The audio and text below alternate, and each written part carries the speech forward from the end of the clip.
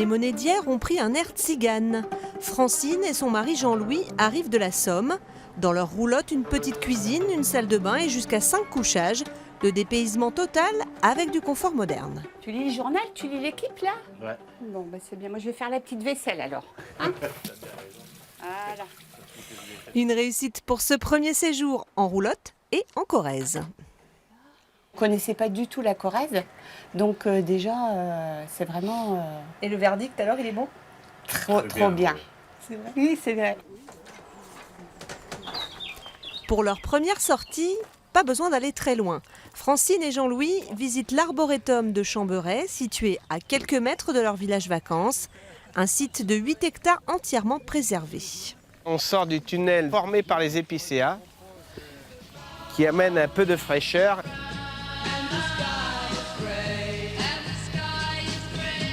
Créée il y a 25 ans, cette réserve naturelle est devenue un véritable atout touristique pour la commune.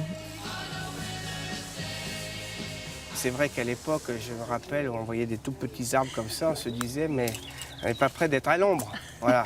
Et finalement, vous voyez qu'aujourd'hui, au bout de 25 ans, la forêt existe. C'était un bel arboretum avec 60 espèces de résineux, 60 espèces de feuillus. L'arboretum accueille même 3 nouveaux habitats insolites sur son plan d'eau. Des tout cabanés, ces bateaux de pêche à fond plat. Une offre originale qui séduit les touristes français, mais aussi belges ou hollandais.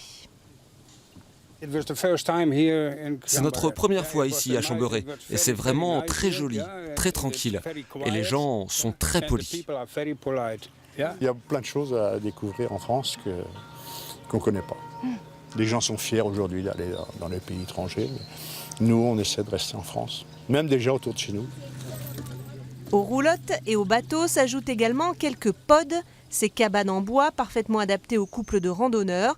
En tout, 36 habitats écolos et insolites qui se sont bien intégrés à la commune. Chamberet a la chance d'avoir aussi un accrobranche, du géocaching, des chasses au trésor, une piscine avec toboggan. Enfin, c'est un village qui est très animé, où il y a des petits commerces, des restaurants, il y a un petit G20, donc une petite supérette pour acheter tout ce qu'il nous faut avec les produits locaux.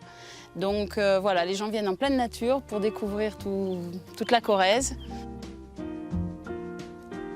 Ici, on met en avant une certaine douceur de vivre, pas de voiture sur le site et des logements écolos à des tarifs abordables. Une formule que la société propriétaire des lieux décline également en Champagne et en Bourgogne.